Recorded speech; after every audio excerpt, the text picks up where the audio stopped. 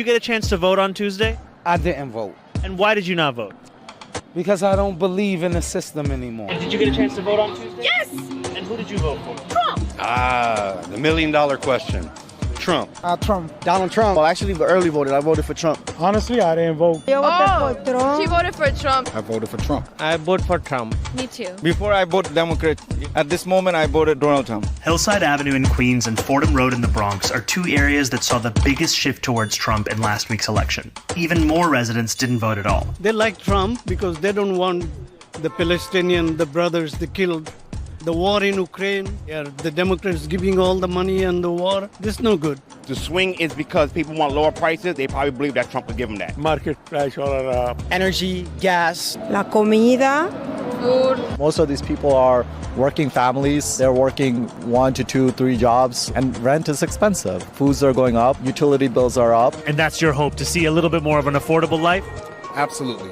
What Trump did in the first 4 years, Fordham Road saw something where Kamala couldn't do that. There were young voters who didn't vote for her because of the genocide, and I wouldn't have voted for her if I did, but I did vote for her, obviously, because I have common sense. Can you tell me a little bit more about why you didn't vote? Since you're out here, Gaza, who should I vote? Either side will go ahead, send bombs from here to kill my brothers and sisters. Palestine issue, and then other issue is like Russia and then Ukraine.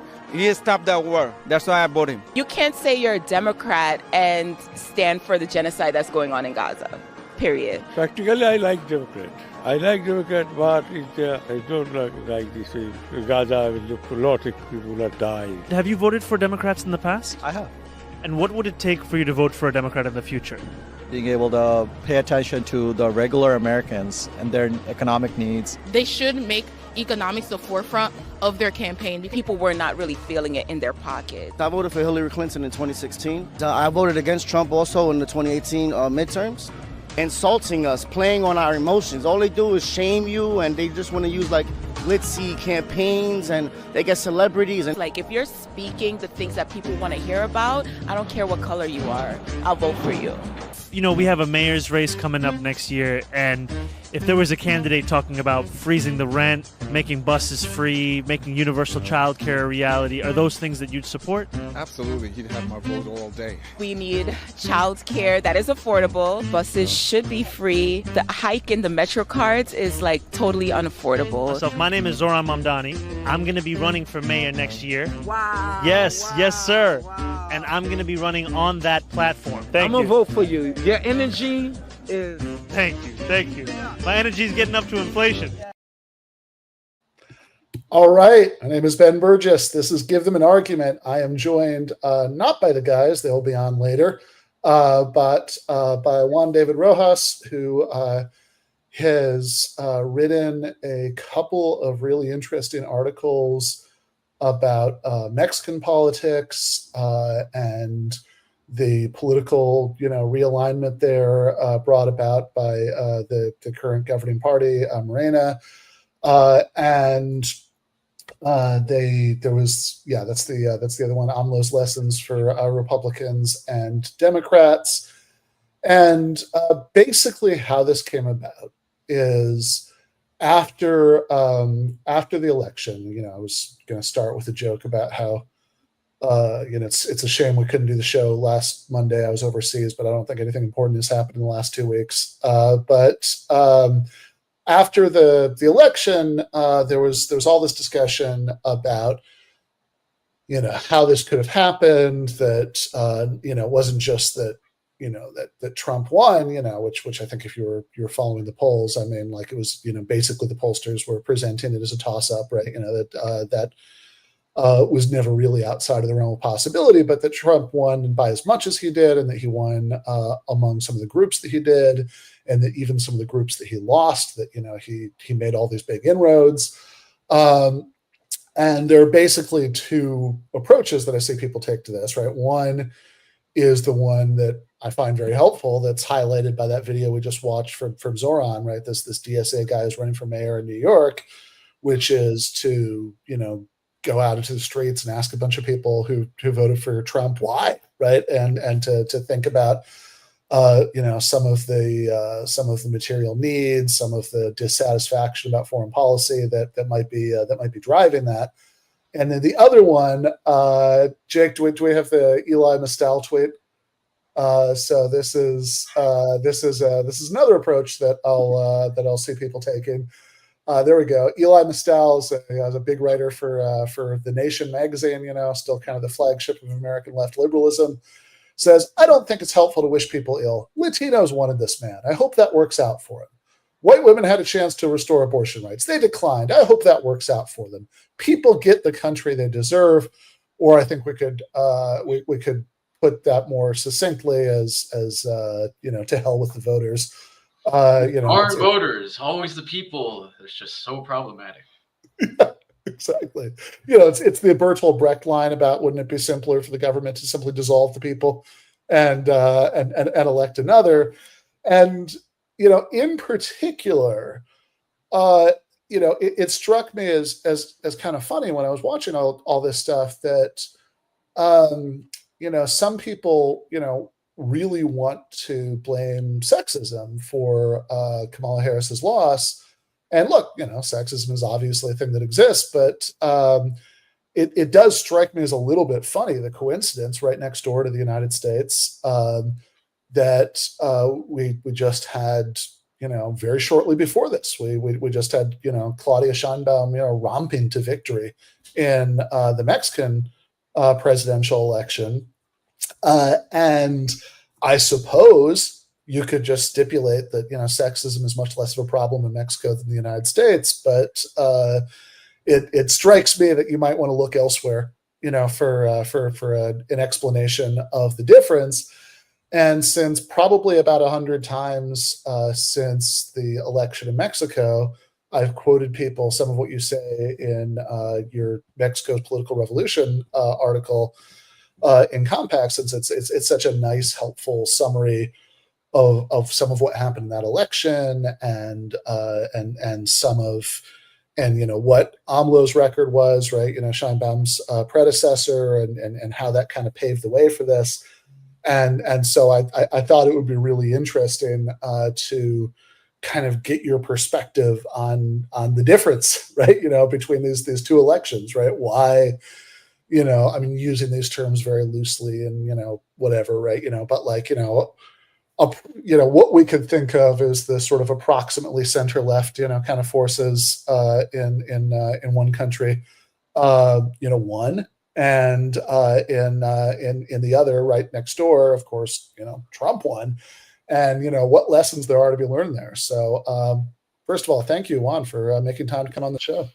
Glad to be on, Ben. Thanks for having me on. Yeah. So what, like, if you look at the election results in Mexico, these were just like ridiculously commanding numbers, that she won by, right? So I mean, I guess maybe the sort of broadest way to ask this question is just, how did she and her party do that?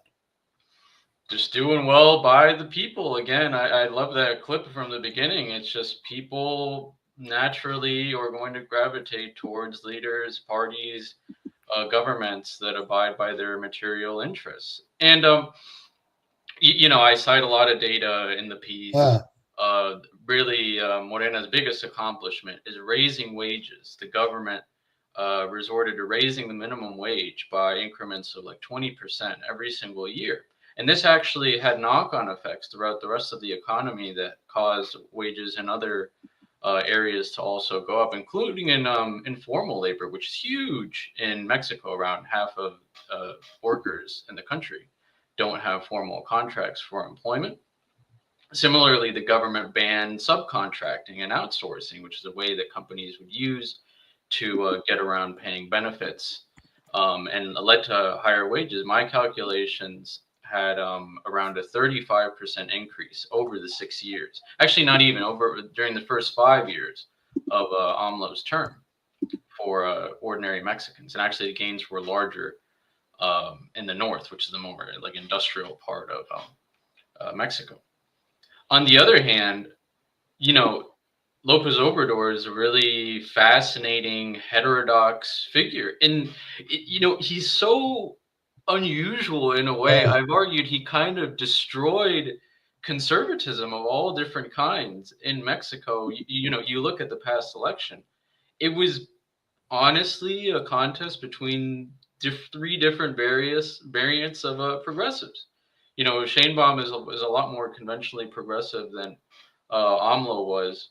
There was another candidate for the MC, Movimiento Ciudadano, Maines, and he was actually calling for like decriminalizing a ton of drugs, which Morena did not do. Actually, funnily, a lot of this again goes back to Obrador. Like he wanted to like ban. This is actually an amendment that might go through. They want to ban vaping, and similarly like increase penalties for using fentanyl. And he would always have like this very moralistic rhetoric. You could almost like compare it to, for instance, an Orban in Hungary, and I know that'll scare a lot of listeners, but it's different in that, you know, he would pitch this as like the elites don't share your values, you, the people, the workers, and they look down on you. And it's a very kind of Trumpian discourse. The difference is that as a leftist, he had this focus also on improving people's lives, backing labor, unionization, and on foreign policy, opposing all sorts of these horrible wars. That's something that's really great about some of the nationalist types in Latin America, like AMLO or Sheinbaum, also that they oppose like both the wars in Ukraine and in Israel, Palestine. So. Yeah, I mean, Mexico supported South Africa's case against Israel at the Court of Justice. I'll say one last thing before I turn it over to you. Like, and you don't actually see this in any other country in Latin America, really. I guess there are some exceptions.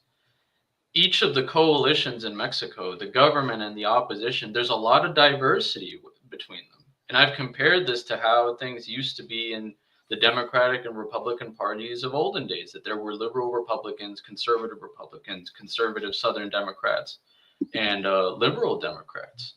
The governing coalition features social conservatives like Lopez Obrador, religious Catholics. In Mexico City, I spoke to some Morena supporters at a famous Catholic church. And I asked them if they had any problem with Sheinbaum being Jewish, and they said, no, of course we love her. She shares our Judeo-Christian values. And in the opposition, there's actually a lot of progressives, or at least they call themselves progressives within the opposition, environmentalists, feminists, and they attack Morena for instance, the Mayo train, they call it ecocide in the Yucatan Peninsula, and AMLO has famously said things about like feminists that are. We can go into the weeds on this. Each side will have their own interpretations, but fundamentally, and especially on the government side, it's a coalition that embraces difference and gathers together on a core set of issues, namely supporting the people. Yeah, I mean, so I think that some of what you're pointing to is that there is like, we shouldn't paint with too broad a brush here, because like some of the, particularities of local politics, there are combinations of positions that wouldn't necessarily track in most American political contexts, and there is certainly a left critique of AMLO that exactly. I've definitely heard from especially in the media. I mean, outside of Mexico, like it's hard. You have to go to like the really like hardline anti-imperialist left to find like I consider myself one of the few writers in English that supports Morena. It seemed to be so controversial. And ironically, similar to Trump, this is something that I think has helped him. The fact that he calls them progres buena ondita, like good vibes progressives. And so, it's kind of the notion. It's like, all they care about is like environmentalism, and they'll put that above like, the people. So Yeah, right. So, like, and I think it is also funny. And you mentioned some of the drug stuff. I mean, I will say, as somebody who has, I've been, I mean, I've lived on and off just across the border, in Rosarito, right? So I will hear a lot of Americans telling me that, like, oh, actually, these people are, in the pockets of the cartels or whatever, right? That's the narrative they've heard. And look, I mean, I would be deeply shocked if there was like any government in Mexico anytime soon where there was like, zero corruption involving that, right? I mean, that's probably not in the cards in the short-term future, but it seems like, if anything, the more obvious critique would actually be the other way around, right? That when AMLO first, ran for office, he was saying he was going to really demilitarize Mexico's war on drugs, that he was going to, and went completely in the other direction, stop using the army, and like return them to the barracks. And then he kind of decided, once in office that that wasn't really viable, that he still need them, to do this. And, and in fact, you see the army around all the time, right? That the, in those law enforcement functions, right? But there's a lot of abuses also by security forces in the countryside against peasants, against migrants too, traversing through Mexico. Right, totally, yeah. And I mean, yeah, I just had last week, very long argument with a Mexican, like, leftist academic friend who's had a lot of these criticisms, and and I was kind of pushing more sympathy for, especially on the migrant issues, some of the dilemmas that you're facing, kind of trying to navigate the situation where, you kind of, you have to have a relationship with the United States, to just be functional, in that context. And I think there are trade-offs there that, that, like, a lot of American leftists don't really, think very much about, certainly. And I think even some people on the Mexican left, I think that there's, I mean, I have disagreements there, but I think the thing that, like, seems like clear here, right? So you mentioned in your article, right, that Sheinbaum won with nearly 60% of the vote, and that I mean, if you look at kind of the, like, electoral map in Mexico, it's kind of absurd, like, like, sort of, where didn't she win? There's only one state in Aguascalientes. Okay, yeah, and I think, like, even beyond. Sorry, also one thing, going back to your friend you just mentioned. I love to say this all the time. The only demographic actually that she didn't win, guess what it was? PhDs. Sure. That was the only demographic that voted for the opposition. And that's again, it's another weird thing. Like, in academia, there are leftists in Mexico, and there are some that support the government. But the amount of, like, opposition towards Lopez Obrador within academia, it's very palpable. And some of it, my friend, editor at Compact, Jeff Schallenberger, has said that a lot of it has to do with, the government's Republican austerity that has almost elements of, like, a libertarian cut the state vibe to it, in that supporters would say that this has been to the benefit of the whole, and I would agree. But the government did make cuts, and some of that was to, like, benefits that universities would get, and a lot of these state bureaucrats, and so again, it's another reason why this guy was so hated. Yeah, and so I think that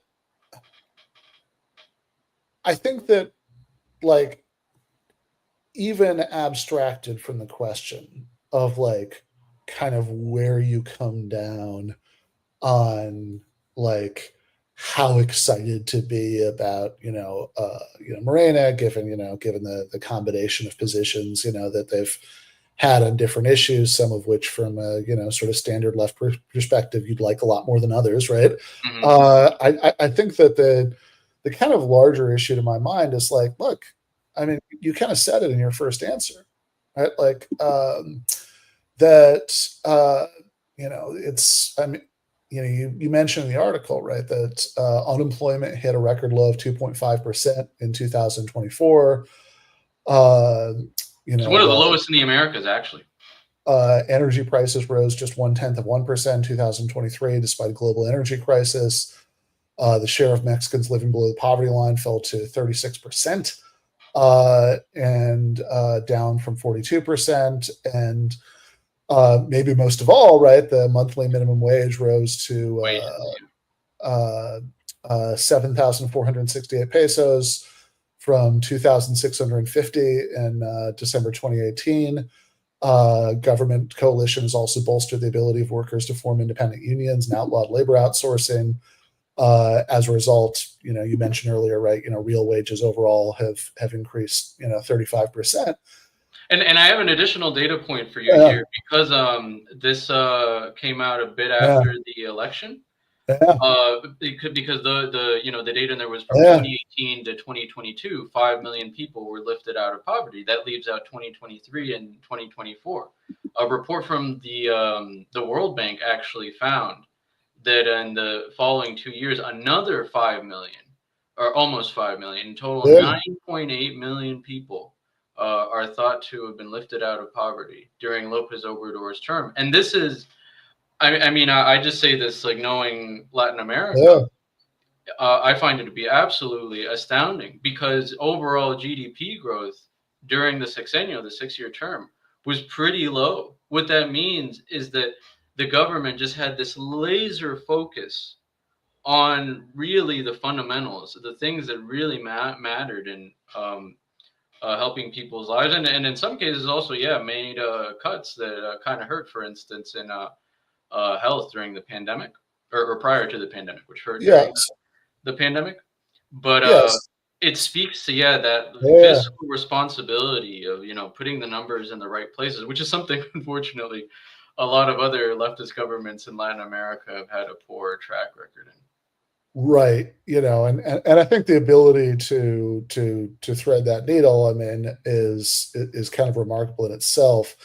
And I guess, I guess maybe the last thing I wanted to give you a chance to sound off on, while I've still got you, is, the contrast with the Democrats in the U.S., right? Because it's, because there is this narrative that I've seen, like different liberal pundits have since the election. That's like, hey, look, Biden was already, super pro-labor, he did all these things people would like, and, it just didn't work. Right. And it seems to me that, like, just on like a really like real bare bones normie kind of level, there are two problems with that. Right. One is that even on a policy level, I think there's just a world of difference between being like, 20% better than Barack Obama or whatever on some of these issues, and being remotely adequate to the historical moment that you find yourself in, right? When you take the office.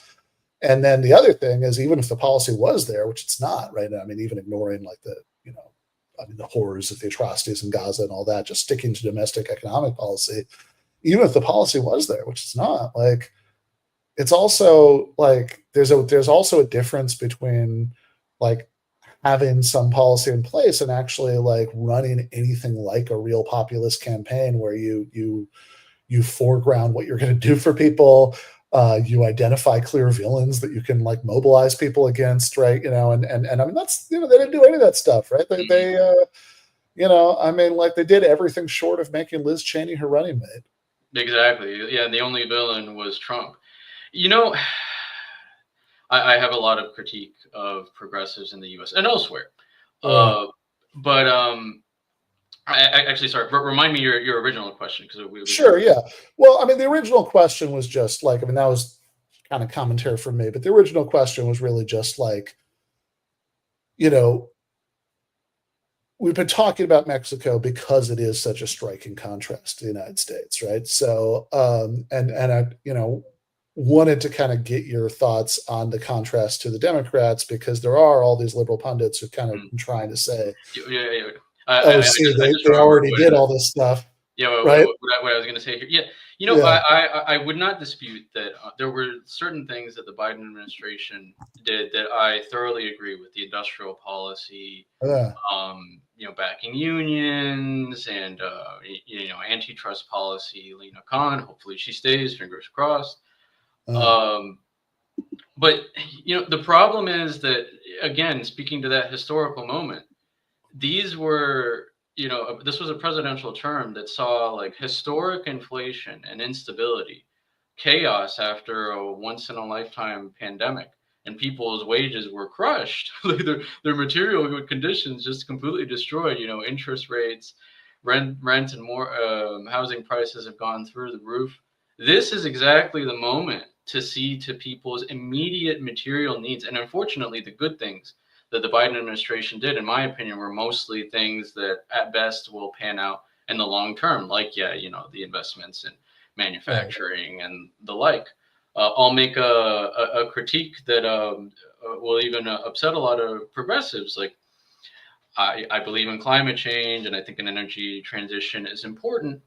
But, a lot of this kind of hatred towards like fossil fuels from progressive sectors trying to, stifle oil production. And to be fair, there was record oil production under Biden, but a lot of that was because of licenses granted under Trump. But like I said, given the fact that, we're in the middle of a huge energy crisis, this is would have been the time to drill, baby, drill. And I understand that's something that would upset a lot of people rhetorically. But, the contrast in Mexico, per that data point you cited on energy prices, was that AMLO chose to prioritize Mexico's domestic oil sector. And that's something that brought prices down, or at least had them stabilize, and redounded to the benefit of normal workers. Yeah, look, I think there's a broader discussion to be had where we probably are going to have disagreements about how to think about like, energy policy and, green transition and, how to do that. Right. But I will just say, I definitely want to have you back on to have that, that. Totally. Yeah, absolutely. Absolutely. Yeah. I consider myself, I really liked seeing that video in the beginning, because I hate always the notion of like blaming the voters, blaming the people. I consider myself a populist. It's not to say that, if like the majority believes in, something I disagree with, I'll just, say like, whatever. But at heart, I think most, and especially normal people, have good interests, are kind-hearted, and genuinely, most of the time, are wiser than our elected leaders and have a better interest for the country in the long term. Yeah. Certainly a lot of agreement on that. Well, as I said, I do want to come back and have the broader, kind of, political worldview discussion, but I really wanted to sneak you in at the beginning of this episode because, it's, I think that the contrast to what's gone on in Mexico is just, really important and really obvious, and it's something you've written about so well, right? I really wanted to get that in, like for the first episode, we've had since the election, right? Because it's like, it's like kind of a cliche that like, Americans have a tendency to talk about politics in a way that like disregards the existence of like not America, right? The rest of the world, right? But like, seems like we could at least notice the existence of the country that's like immediately next to. I like to say this all the time because I talk to, I like to engage with both progressives and conservatives. Conservatives like don't give a damn at all about like, the like domestic politics of like Latin American countries, which I write a lot about. All they care about really is immigration, or how maybe, X or Y situation translates to, immigration. conversely, most progressives don't give a damn about anything that happens at the border or immigration, but they care a lot about the domestic politics of these countries. So it's a funny dichotomy for me. But yeah, one thing, last thing I do want to say is that Sheinbaum will know, and I think she's doing great so far. Actually, really is the same, focusing on bread and butter issues, and actually her more like conciliatory and grandmotherly, calm demeanor might even be helpful after so much hysteria over Lopez Obrador. But she definitely will be a lot more conventionally progressive than he was. And yeah, in some ways that might be better. Some ways it might be worse. We'll have to see how it pans out. But she's doing a great job so far. Fair enough. Well, thank you again, Juan. Both of those articles that we mentioned that you wrote are down in the description for the episode. So I'd strongly encourage people to check those out and also read his future work. Have you back soon. Thanks a ton, Ben. Thanks. All right. So switching gears entirely from the politics right now to much bigger and more abstract theoretical issues, but stuff that I'm personally really looking forward to nerding out about with our guest. We have Vanessa Wills, who has written a really interesting book called Marx's Ethical Vision, so yeah, let's get into it. Vanessa, thank you so much for coming on. Great, thank you. Are you able to hear me? Yeah, something has happened. Okay, good, awesome. I was like, oh no. Anyway, thank you, Ben, for having me. Yeah, so this is there's a lot going on in this book, and I'm kind of fully expecting to only get to some of it, right? But I think, as always, if you're going to come on and talk about a book, there's no substitute for reading the book. Got the order link in the description, so do that right after you're done. But yeah, this is this is obviously something that people have written about before. kind of in the opening of the book, you and later on too, right? You gesture at previous at previous sort of explorations of how to think about the intersection of Marxism and moral philosophy. But it's been written about. Everything that has to do with Marxism has been written about, but this way less than most other aspects of Marxism, right? So there's like a lot of stuff that's in the book that I'm eager to get into, but just to kind of like just to kind of like get us grounded. Do you want to just kind of give us a sense of your own like academic and also political background and like kind of why this is something you wanted to write? Absolutely. So my academic background was a lot of it quite bourgeois, which is actually sort of important, I think, to know. So I myself, I grew up in a working class Black neighborhood in Philadelphia. My parents are immigrants from South America, actually, because sort of dovetailing with the previous conversation, but from Guyana, so an area that is more culturally connected with the English-speaking Caribbean. But yeah, I grew up in Philadelphia, and then ended up going to this sort of extremely fancy private school for high school, got a scholarship, then went on to Princeton. And, so I had this mixture of a worldview that was animated by, as a child, advancing beyond my children's books and grabbing my dad's copy of the autobiography of Malcolm X, right? You know, like he had a sort of small library of Black radical readings that were there. And I was reading these things at, 9, 10 or whatever. And then, but then being educated, then having my formal education, be the sort of like preparation that ruling class children are given to become the leaders of tomorrow, right? So this strange kind of disconnect in the information I was getting, and of course I was not a ruling class child. I was the child of a immigrant school teacher in Philadelphia.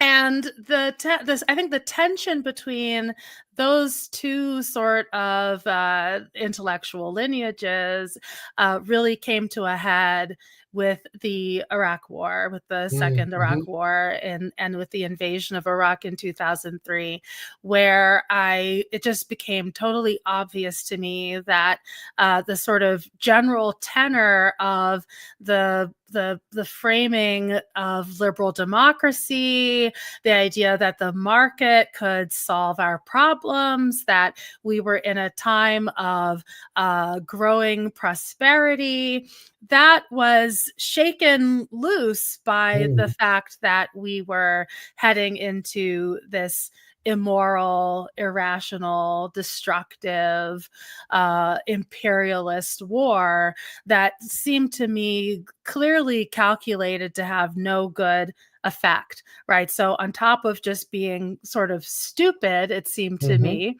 it also was obviously immoral. We're murdering people and invading, and this makes no sense. So I got involved in activism. I got involved in the anti-war movement. I was in Pittsburgh at that time, and threw myself into that. And that's, I think a moment where those kinds of parallel tracks of this kind of liberal democratic triumphalism, and then the lessons of Black working class radicalism, one of those won out, and it wasn't liberalism. And so that sort of marked a kind of turning point, I think, in my intellectual evolution. I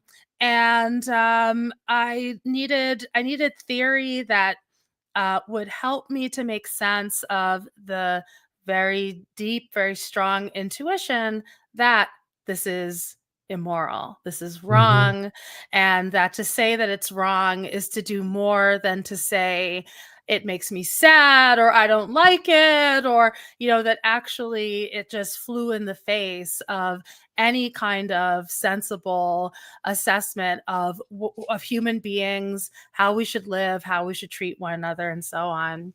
But I was in a philosophy program at the time. I was getting a PhD, and I see a cat.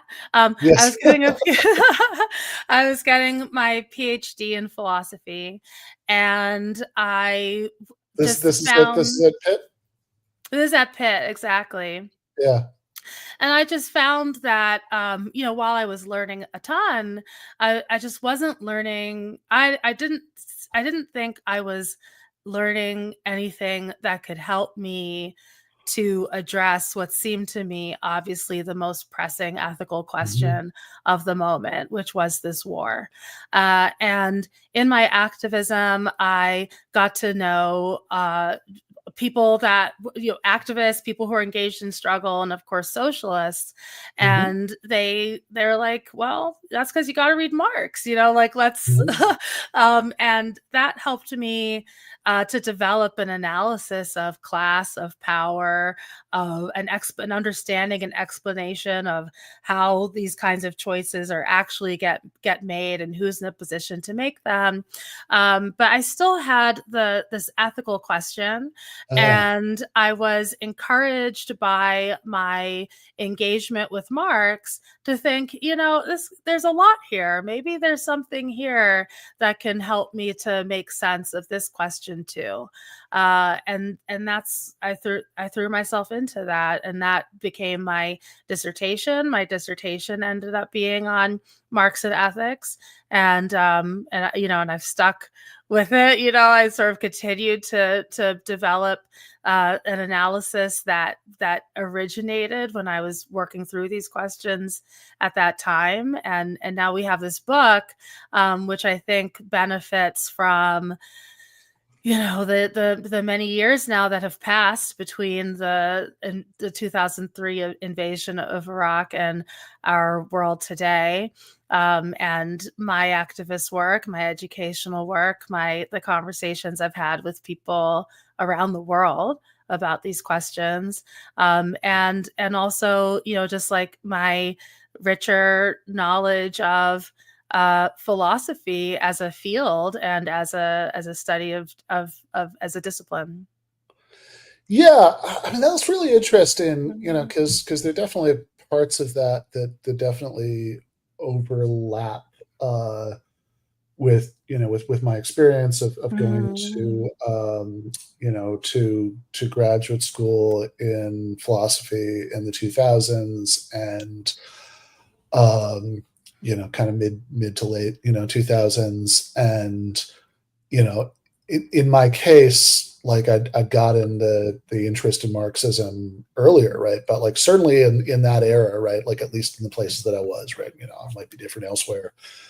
Like those just felt like they were on very, very different tracks for me, right? There's like what you were, sort of the debates you were learning about or writing papers about or whatever in class, and then if you were interested in Marxism and socialist politics, that was like, that was something that my experience at least was like, this is something that's like, it doesn't really have any sort of natural home in that environment, right? So it's like, at least in my case, like I just kind of siloed that off, and right, that was something I would like argue with my liberal grad school friends about at the bar, right?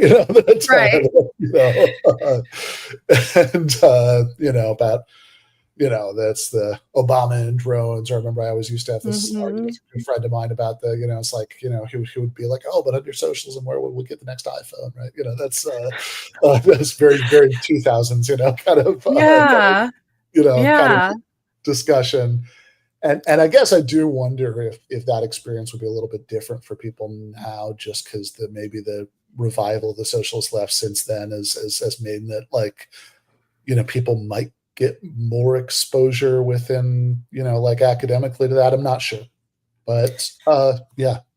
Yeah, I think you're right. I think there's more interest in Marx. I think especially in the aftermath of 2008, that really started a ball rolling, or maybe accelerated some trends that might have been latent already. But I do think that there's a sort of a generation, we might call it, of activists and academics who were very much shaped by 2008, because after 2003, 2008 was then this moment where people really understood that capitalist triumphalism about the market and about ever-growing prosperity, it really was BS. It really was not true. And so anyone making sense of the world is making sense of it at a time when its contradictions, I think, are even more readily apparent than they might have been before that moment.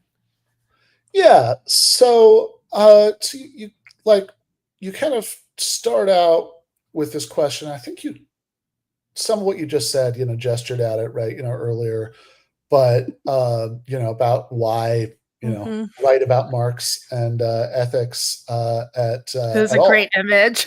Sorry. I know. Our graphic designer Andy, I'll just be like, oh yeah, can we get some of these like section titles, and then he just goes off and does something that looks very cool with Love it. But yeah. right? And because I think that certainly historically some Marxists have thought that that this is sort of like talking about why capitalism is morally objectionable, is sort of at best beside the point, Right.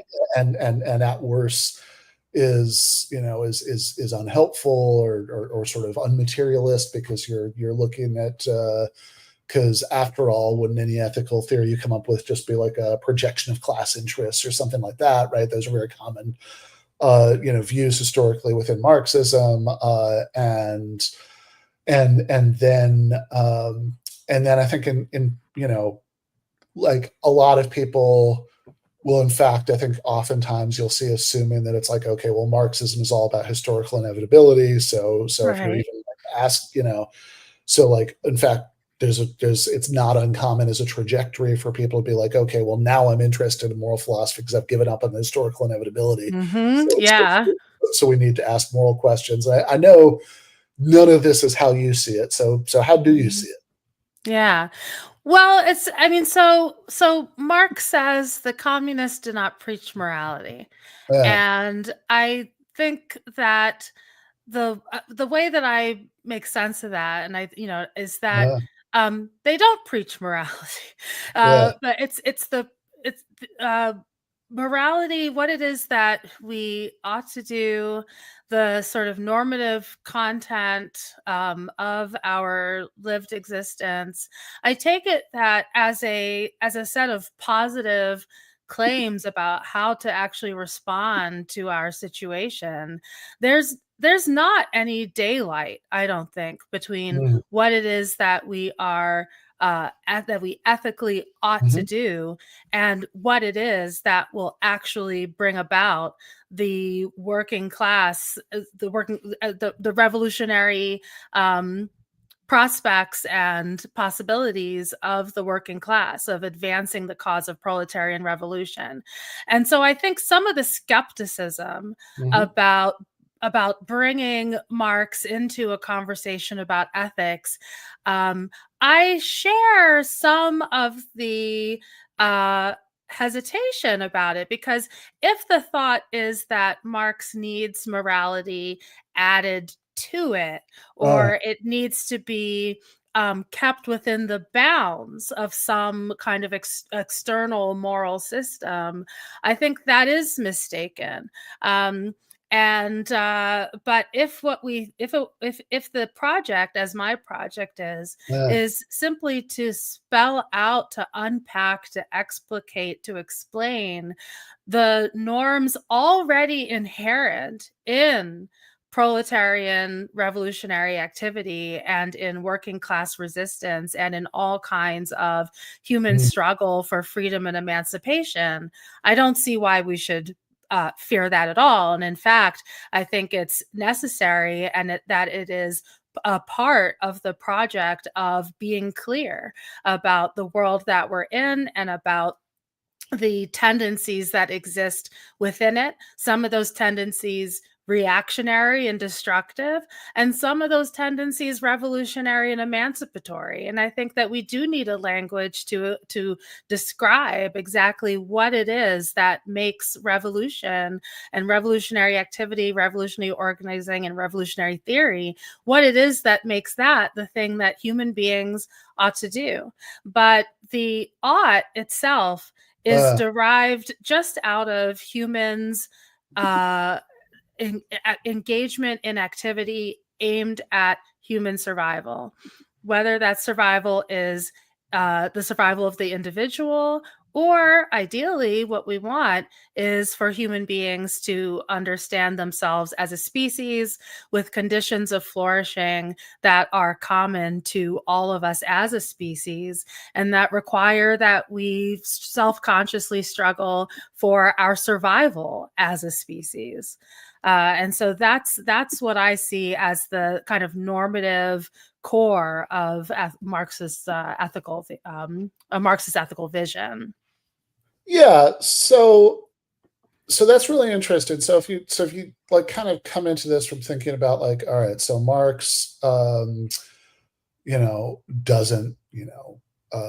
write about moral philosophy except in the sense that, like the early stuff like the German ideology, you'll like negatively, right? He'll write about moral philosophers, who he doesn't like, right? But otherwise, Marx doesn't write about moral philosophy. That's not really that's not what he's he's doing. But like look, anybody's ever read Capital? I mean, those like long descriptions of child labor and people, the like stuff where he's quoting from reports of factory inspectors about bosses laughing about people losing fingers in industrial accidents and things like that. I mean, like you have these waves of moral outrage, they're kind of rolling off the page, right? And so you could there could be an approach that could say, okay, well, let's kind of go looking at kind of extant moral views and see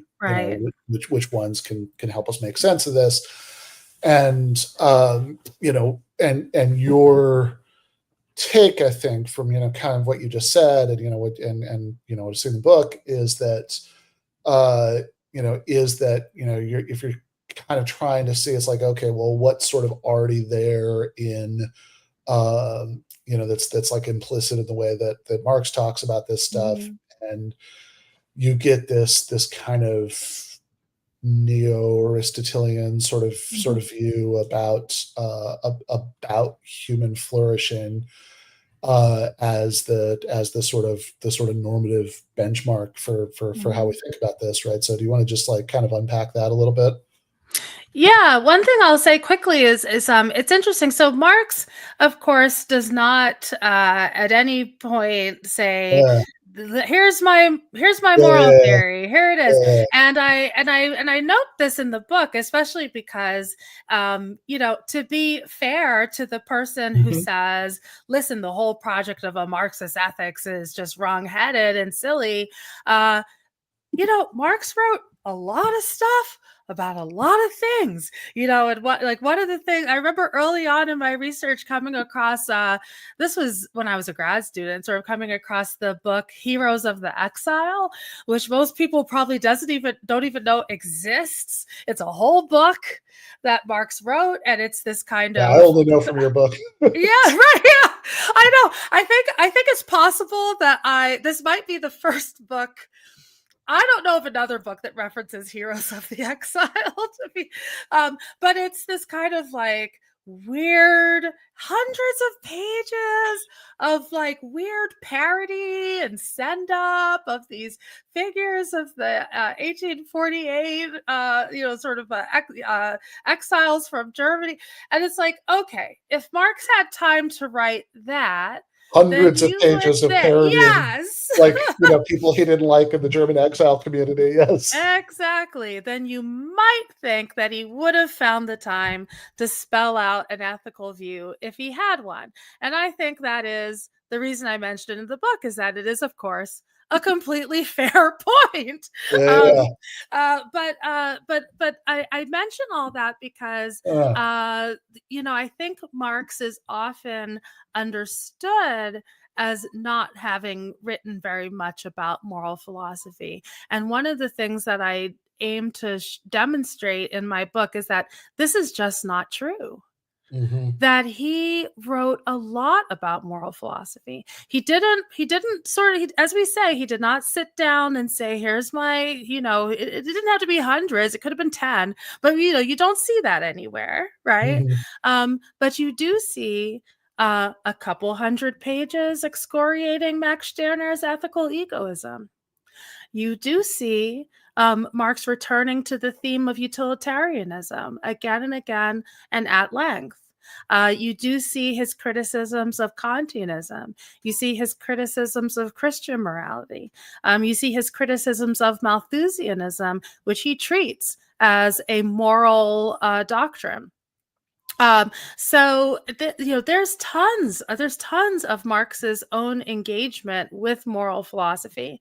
And one of the arguments of my book is that you cannot make sense of that if you think of Marx as someone who's just not interested in ethics, as someone who just says, pish tosh, that's bourgeois claptrap, ideology, right? Handled, and kind of moves on to right capital. That's not what he does. So one of the things that I do is attempt to make sense of that. And I have a chapter where I talk about his engagements with all these different kind of rival moral theories.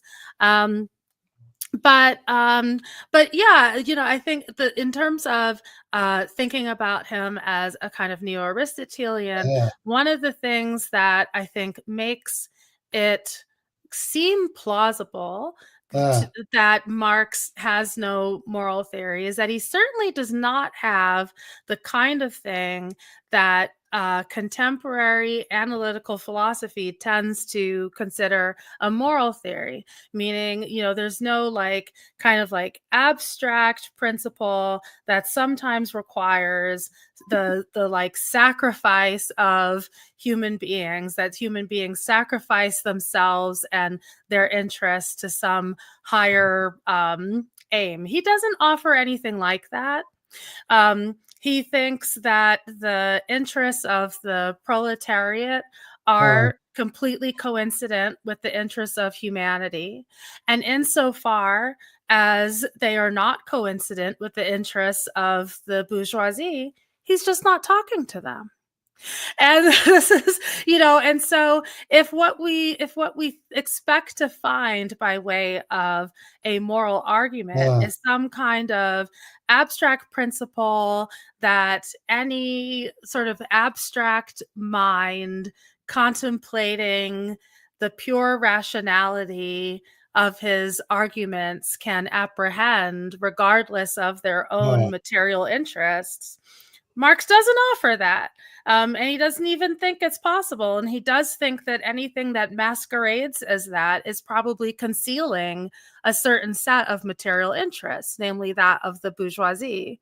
But if we take a more expansive view of what it means to think ethically, then we could bring Aristotle into the conversation. We can bring a kind of lineage of ethical thought that has some connections with, some conversations with virtue ethics, where the thought for Marx is that human beings are essentially beings who produce themselves by interacting with their environment in order to satisfy their needs.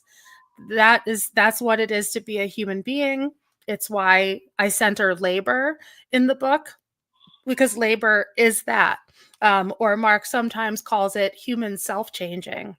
Now, of course, human beings change themselves in all kinds of ways. And so the question is, great, you've explained that human beings change themselves. Awesome. What am I supposed to do with that? But I think there's then a question of what kinds of circumstances are conducive to human beings expressing that essence. What kind of circumstances are conducive to human beings even being around to interact with the world and with their own development in that way? And so that Marx thinks constitutes some of the building blocks of an argument for communism as the circumstances in which that essence can be expressed in a concrete, objective way in human beings consciously taking up their own development as a species and their survival as a species as their own conscious end. And I'll add to this that that ultimately what Marx is putting forward is a theory of human survival. of of human being, when in those initial lines of the critique of the German ideology, where Marx and Engels say that the premise is men, or human beings, we can say, right? That the premise is human beings.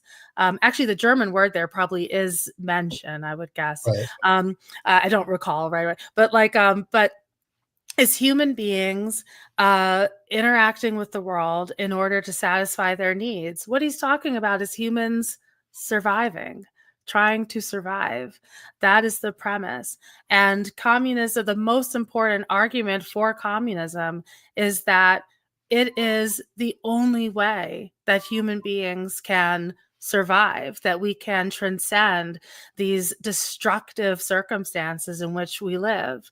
Now, if you're not interested in human survival, if it doesn't matter to you, I don't mean you personally, Ben, but like if you're the but if you're the sort of person, I'm for it too. I'm like, yay, but if you're the sort of person who is just indifferent to whether or not human beings survive, then then in fact, I don't think that Marxist theory is for you. Right. Maybe there's something, so it does kind of take that as a premise that you're engaged, in this human endeavor of surviving, of living, right, of flourishing.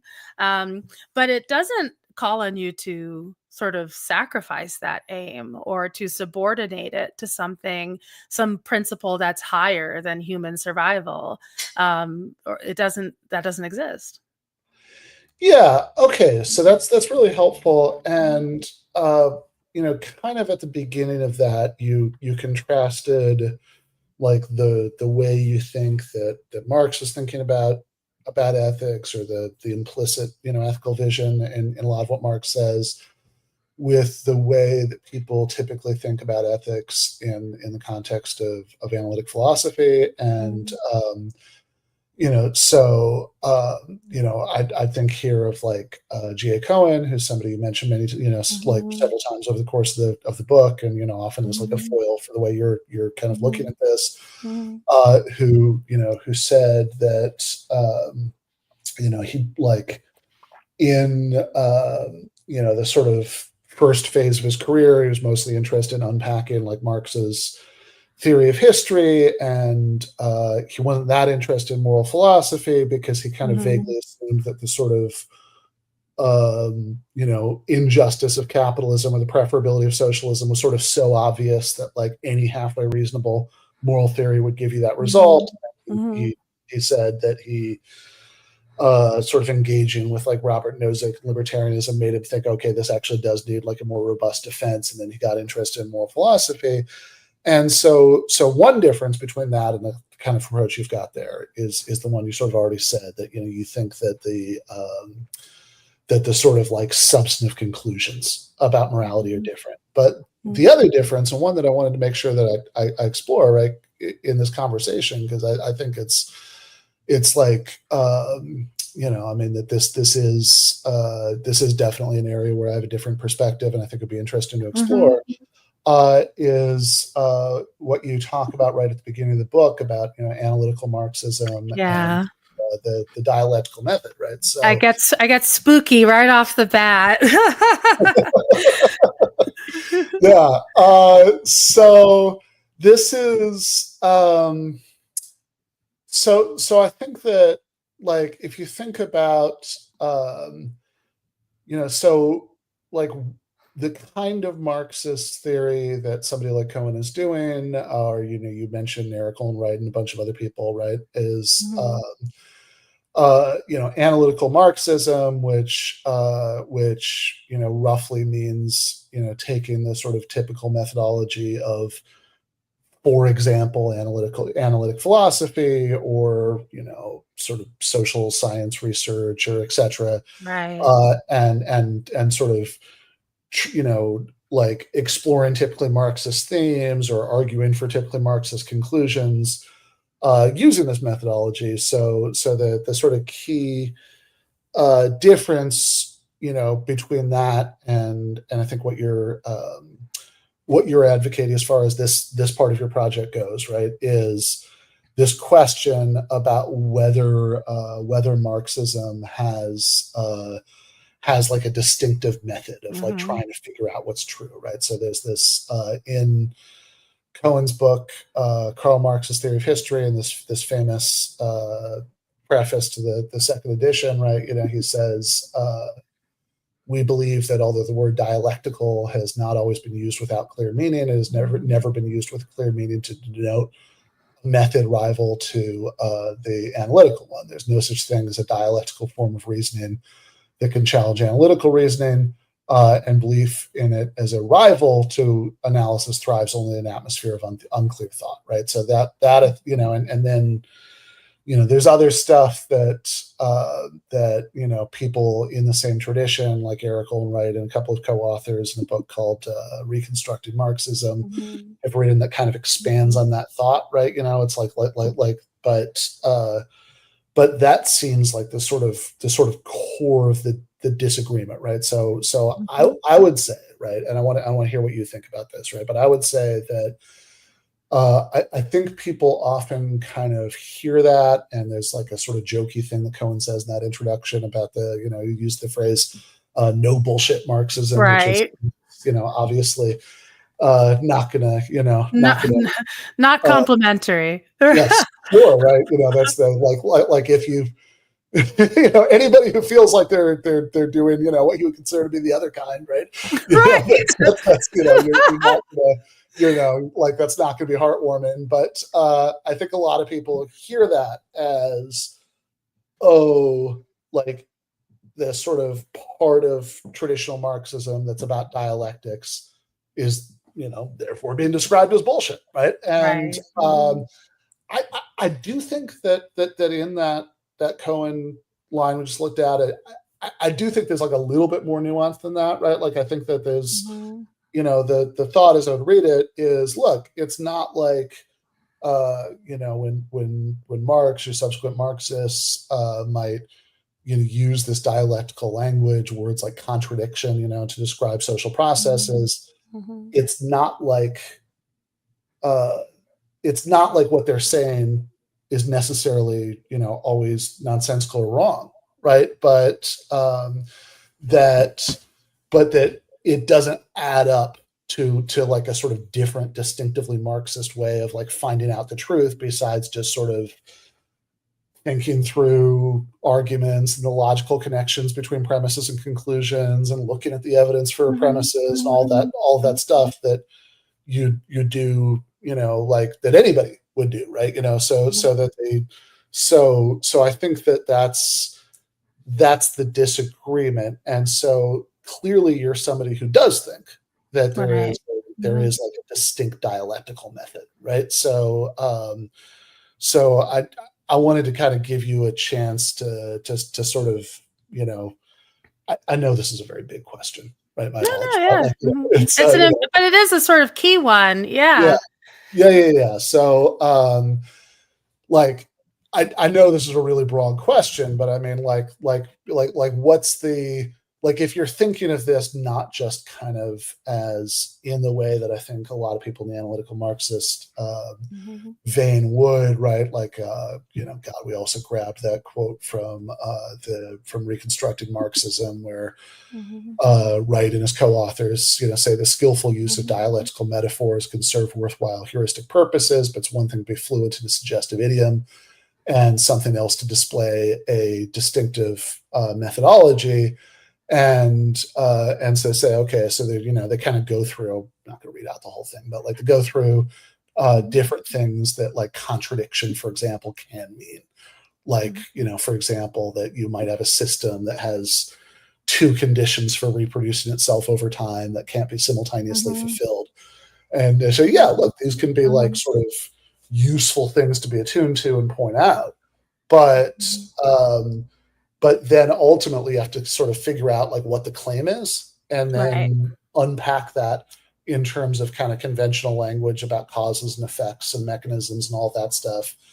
And so I wanted to get kind of like how you're seeing this, like why, I mean, I'm obviously somebody who's much more sympathetic to that sort of approach. But I mean, like, you do say this right at the beginning of the book, like, this is important. This is important to you, right? That you think that there is this distinctively dialectical methodology, right? So how would you kind of, I guess, elevator pitch what that methodology is?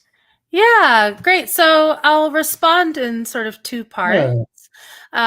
So one is a kind of like general observation about a distinction between, broadly speaking, a distinction between Marxist and, let's say, I want to say liberal, although I realize that's sort of question begging in the case of the analytical Marxists. Like, I think they're liberals, but I guess they didn't think they were liberal, But let's say Marxist. You can use your terms in your own way, right? Like, so let's not get too hung up on that.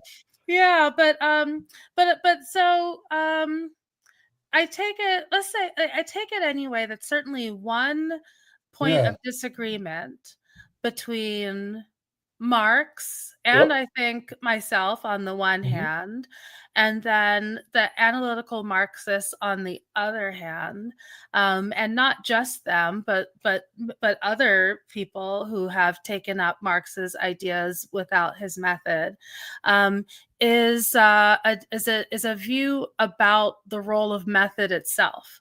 So not just a disagreement about which method to take up, but also a disagreement about the relationship of method to rational conclusions. So the analytical Marxists proceed from the assumption that Marx's conclusions can be derived from any method. If they're true, then any sort of good method, right, will get you there. And once they dismiss his dialectical method as bullshit, then the question is to sort of cast around for a non-shitty method in their view. And well, here are the methods of conceptual analysis, of rational choice theory, and so on. And if his conclusions are any good, if they're true, then they should be possible. It should be possible to derive them from these methods. And so the first thing to notice is that this is already a substantive disagreement with Marx, right? And with the sort of mainstream of the Marxist tradition as well. Marx is, of course, I mean, what are Marx's conclusions, after all, about the sort of about how human beings should ideally live? They're things like solidarity, human brotherhood. People should have enough to eat. You know who else thought that? Jesus. You know what I mean? Like, you sort of don't need to get to Marx, to sort of abstractly embrace and endorse those views. And I think that is to endorse them, I think, as mere ethical imperatives. And what is distinctive about Marx is not that he highlights a litany of mere ethical imperatives, but rather that he takes himself to have developed a method that demonstrates both the groundedness of those imperatives in already existing human history, so that they are not just, as he says, so that communism is not just an ideal to which reality must adjust itself, but an already existing movement overthrowing the existing state of things. And that shows how we can do it, how we can get there, that answers the question of how is it that we practically bridge what seems like an impassable gap between the world as it is and the world as it should be. All of that for Marx is packed into this question of method. And the analytical Marxists tend to take it that method itself is relatively innocent and agnostic of these kind of deeper implications about the connections between the longed for end and the actually existing present. So that's one, I think, really important distinction between how they think about method. But as for Marx's method, I mean, one of the things that I also say in the intro, and that I do my best to demonstrate throughout the book, is that and so, I made the joke about it being spooky or something, but one of the things I hope to demonstrate is that it's not that spooky, that actually it's quite continuous with the best methods of bourgeois science, right, and bourgeois inquiry, and that Marx himself, right, saw himself as incorporating, advancing, extending, and superseding what already in all sorts of already existing bourgeois science is a recognition of development, process, change, transformation, and of this occurring through conflicts, contradictions, and so on.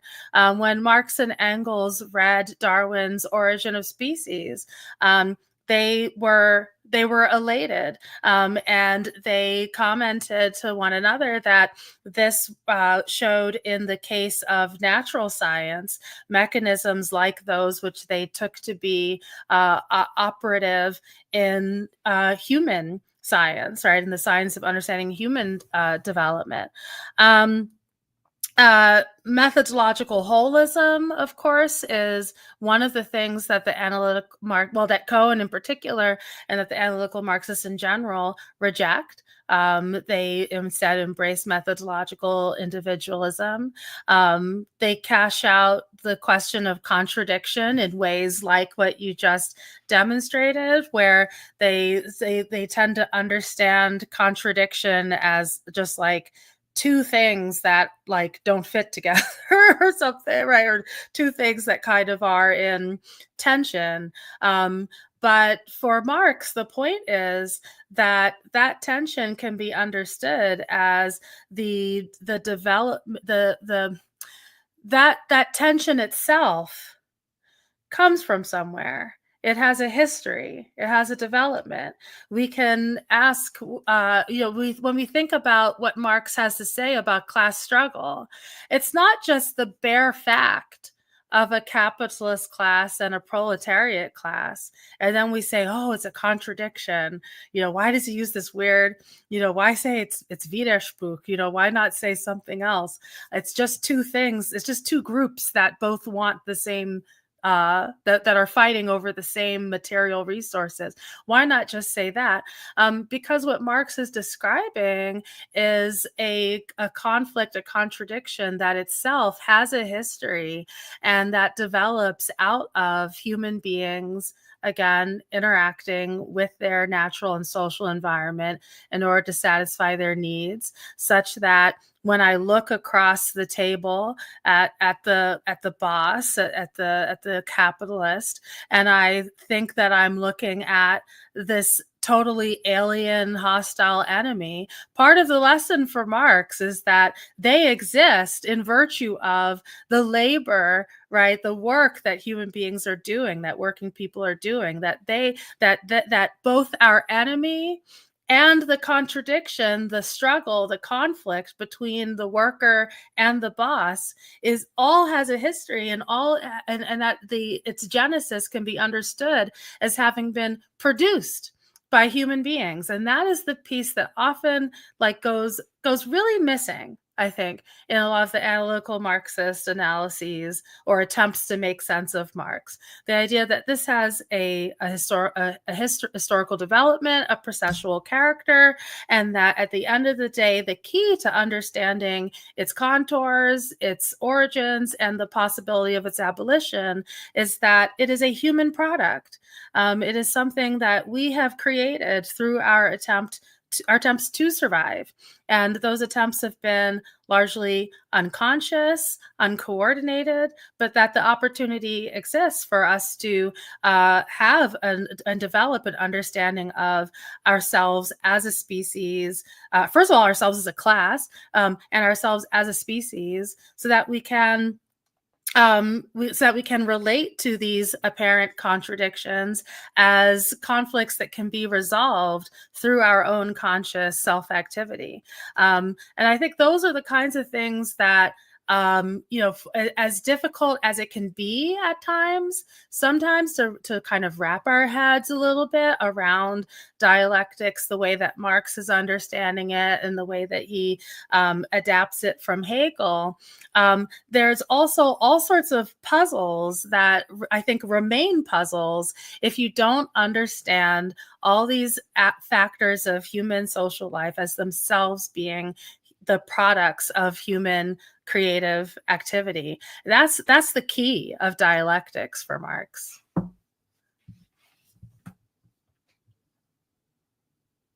Oh wait, I can't hear you. What's happening? Let's see. Oh, you're muted. That's 100% Okay. I Panicked. I was like, oh no. I think I was typing for a second, so I muted myself so I don't make clacking noises in the background. So I think one thing that's interesting here is that, the same way that Marx never puts out a book or even pamphlet or article on his ethical views, he never puts out like a pamphlet on dialectical methodology. He was too busy writing Heroes of the Exile. But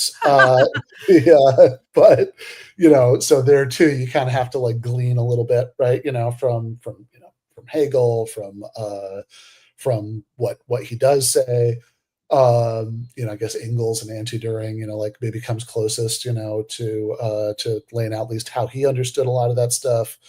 But if we're thinking about like, so you said all this stuff about the contrast between how like you think Marx is understanding contradiction, right? And what you get out of the the analytical Marxist stuff, and I think Cohen says little enough about it that it's like you can't it's like hard to evaluate because he just doesn't say very much about this. But certainly the Eric Olin Wright, Andrew Levine, Elliot Sober, the Reconstructing Marxism, they lay out a few pretty specific things that contradiction could mean. And I want to push on this point just a little bit because I want to kind of see like the kind of some of the critique that you just gave, right? That's like, okay, well, it's important for understanding how Marx is using the word contradiction, that these are things that have a history that like came, that like unfolded out of previous contradictions and all that stuff. So if you think about the kind of thing they say about what counts as about how to understand this word contradiction, right? They say one way of explicating this concept of conventional causal language is to treat a contradiction as a situation in which there are multiple conditions for the reproduction of a system which cannot all be simultaneously satisfied. Alternatively, a contradiction can be viewed as a situation in which the unintended consequences of a strategy subvert the accomplishment of its intended goals. Or finally, a contradiction can be viewed as an underlying social antagonism that produces conflict. If a social relation has certain properties which have an intrinsic tendency to generate conflict, one might say that the conflict is generated by a contradiction. There may be advantages or disadvantages to each of these formulations. In these cases, however, contradiction is not treated as a philosophically driven way of interpreting the essence of a process, but as a way of explicating the interactions among a set of causal mechanisms. So the reason, I wanted to go back to that quote and kind of spell it out is it's certainly not obvious to me, at least, why take the first of the explications of contradiction they offer there, right? That is, you have a situation where there are multiple conditions for the reproduction of a system that can't all be simultaneously satisfied. It's not obvious to me what about that sort of suggests that this is something that exists without itself coming from a historical trajectory of development, like anything like that, right? Like, it strikes me as inherently positivistic. okay, what Yeah, is what because, is that? because Okay, yeah. Yeah, because actually that claim, I mean, so what you said in defense is it could have a history. Yeah, of course it could, right? But what they say there is that to be a contradiction is just to have I forget exactly the exact formulation, but to have like conditions of the reproduction of a society that can't be simultaneously satisfied. That's just a description. Sure. That's just cataloging an appearance, right? That's not what I mean. That is not doesn't get to the heart of what I mean. So it doesn't get to the heart of what Marx means by a contradiction. Now, importantly, they don't mean it to. They're trying to take what they regard as the unacceptably metaphysically laden conceptual language of Marx and translate it into something that is sensible in the terms of analytical philosophy. And they do a pretty good job, but I think it's really important to note that while, as you say, you could say that first sentence and also make some claims about the necessarily historical character of the contradiction, they don't. And they don't, in part because in order to do that, you would, I think, in order to do so consistently, you would have to subscribe to a methodological holism. You would have to be developing some kind of sense of the totality that allows you to make a claim about the satisfiability of those conditions and the possibility of them being conditioned at once, and the absence of some third possibility of reconciling them in some other way that is out there, right?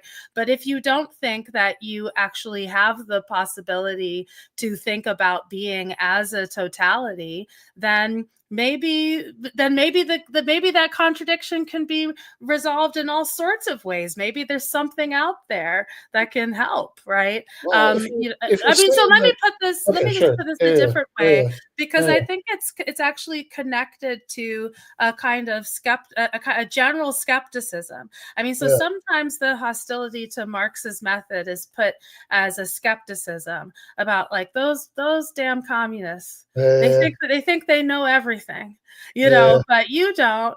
Anything could happen, right? And you see this in some of John Stuart Mill's. Now I know these are not millions per se, but you see it in some of John Stuart Mill's criticisms of the communists, because he says they think that the only two possibilities for the future are communism or destruction or absolute disaster.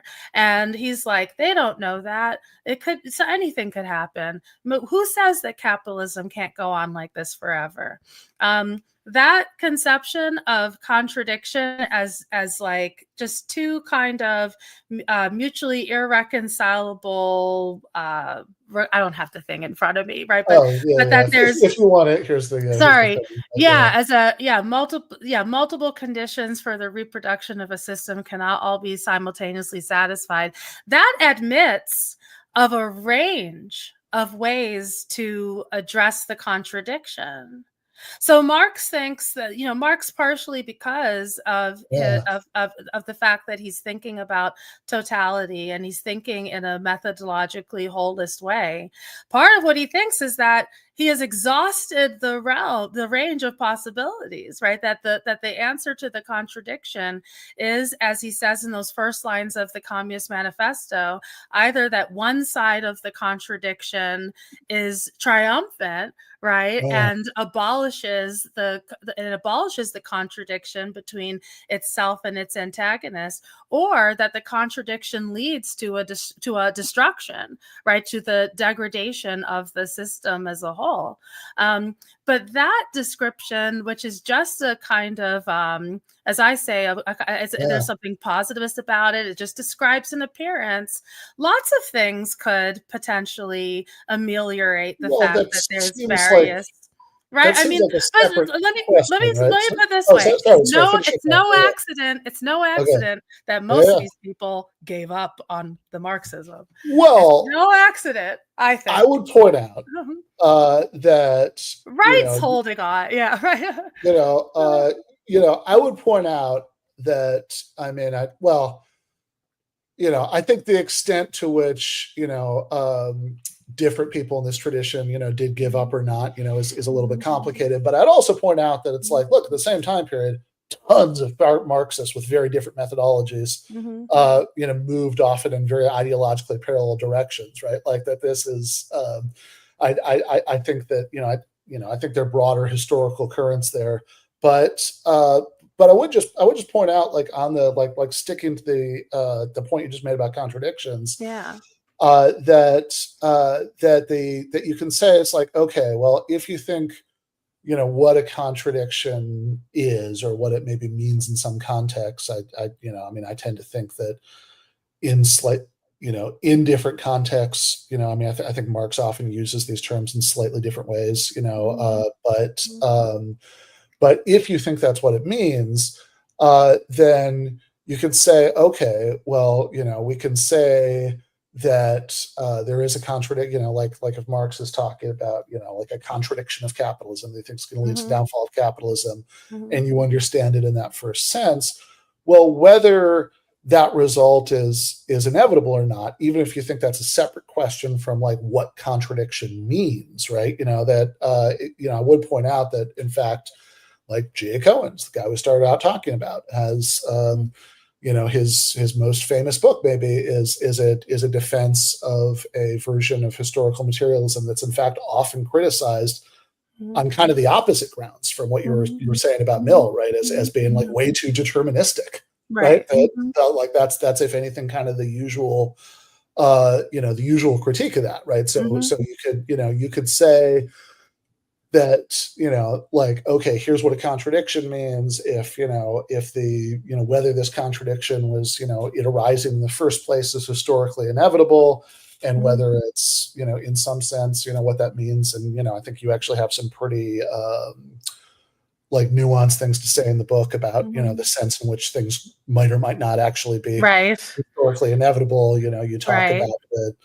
You talk about the sort of interplay between freedom and determinism, and your kind of view about Marx as a theory of history. But like, even if you could even have very strong views about inevitability and say, it's like, look, we're not going to glean that from the definition of contradiction, but like that's a substantive claim that has to be argued for, right? But you could argue, but like it seems to me that the definition doesn't settle that. One way or the other. Well, right? that one doesn't. Yeah. No, well, certainly, right? Right. But yeah. Like, if you do think, like, so why is it? I guess here's. Can I just quickly clarify the inevitability? I don't mean to cut you off, but I think this will potentially help. Just like drill down on what it is that we maybe disagree about. Who even knows? The inevitability is not, for example, that communism must necessarily be at the other end of the rainbow, right? Or the contradiction. Either communism is at the other end of the rainbow, or you. That is the inevitability. Barbarism or something, or have some kind of catastrophic social collapse. Right? That's the inevitability, and that is one that I think. For Marx is situated within an understanding of contradiction. So another way to put this, I say, I forget which chapter this is. Sorry, this went from a very short This one for me being like, I have a short thing too. It's okay. I like it. But I think this will help because Yeah. there's also a place in the book, I think it's in one of the later chapters, where I say that part of what makes it possible for humanity to know itself is the heightening of these contradictions under capitalism, precisely because it draws all of humanity into one single conflict and makes it more available to be understood as a single system with a process of internal historical development. And that this is what produces the possibility that Marx is availing himself of making these claims about these universal claims about humanity and of how human history develops.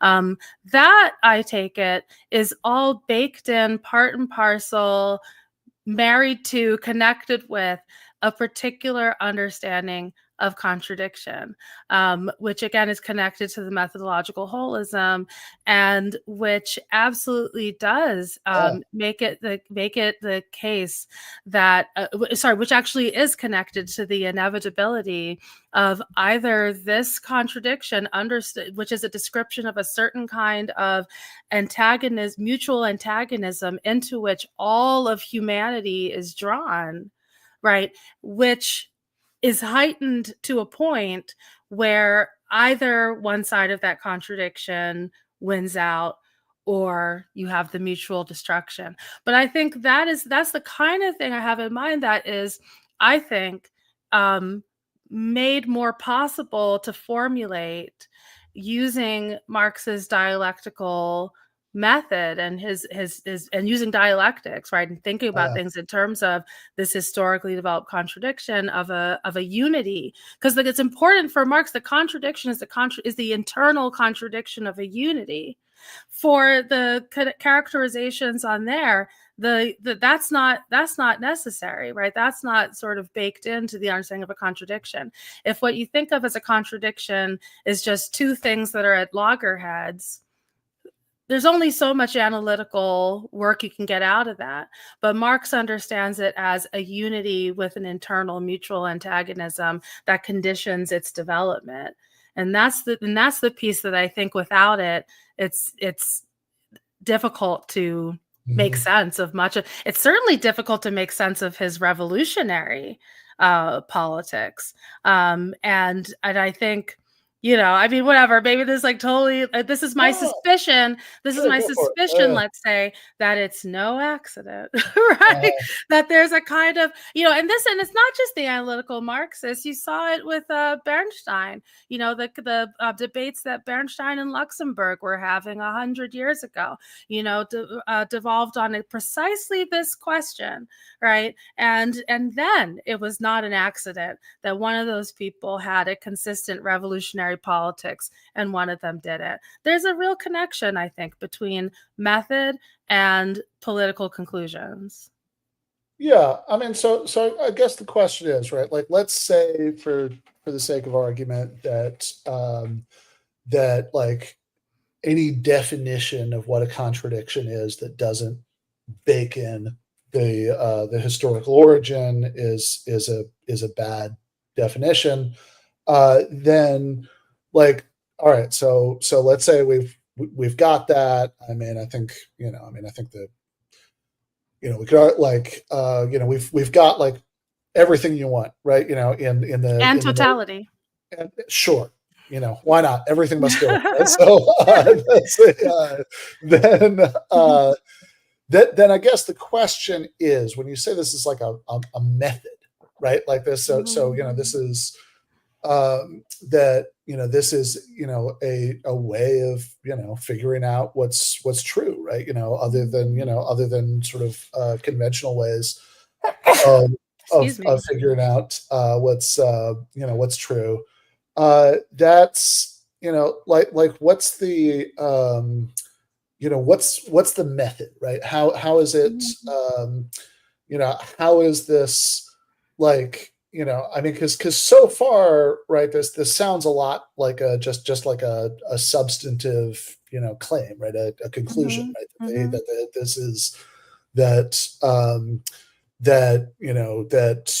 society is, development of society has to do with the unfolding of contradictions, which we have to understand in a way that where we think it's not a separate question, right? How they operate right now, where they come from. But it's like, okay, well, that's a conclusion, right? We can argue about whether that's true, right? But in what sense does that add up to to a separate method for discovering what's true about all of this? Yeah, I think there's two. Well, there's probably many places to look, but two that I'll mention. So we have Marx's and Engels' statements that I referenced just briefly before at the beginning of the critique of the German ideology, where they're distinguishing their theoretical method from what they see as the methods of German idealism and the sort of milieu that they're in. And they say, as we all know, of course, they say that the premises of their method are human beings, right, interacting with the world in order to satisfy their needs. So I think that's one piece. At least I can say, I guess the only way I can answer this question is to tell you what I do is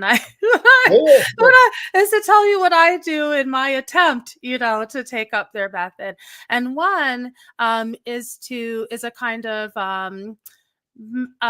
you might reasonably call it, I guess, a methodological assumption, but to look at things and to ask the question, how is it that this aspect of human social being is a result of human activity, of our own creative activity? So that rules out certain kinds of explanations, like looking at human beings are selfish. I can tell because look at them, they're mean, right? And instead understanding that as a particular kind of appearance, a particular kind of social manifestation, that in order to answer the question, why does that appearance exist, we can't just naturalize it. We have to understand how it is that human beings are producing a world in which that appearance is predominates, to the extent that it does. And the other place that I'll mention is his second thesis on Feuerbach, where Marx says that the this-sidedness of, he says that the sort of metaphysical questions about matter and ideas as kind of like metaphysical substance, that these are purely scholastic when they're separated from practice. And he says that the this-sidedness of our thinking has to be demonstrated through practice. And so the most important aspect of Marx's method is to be a revolutionary, to attempt to transform the world, to actually attempt to navigate and resolve those contradictions, to actually try to bring about the reconciliation of the appearance of human life with the essential nature of human beings as a species, and to observe that, to notice that contradiction that we've just described, especially in capitalism, the heightened contradiction of capitalists with laborer, and to take a side. and to take the side of the masses of society on the basis that that is the side that is most likely to preserve to achieve the sort of Aufhebung, right, of this contradiction, to preserve humanity rather than advance its destruction, right, and to resolve that contradiction in favor of one side, the side of the working class, which is also the side of humanity.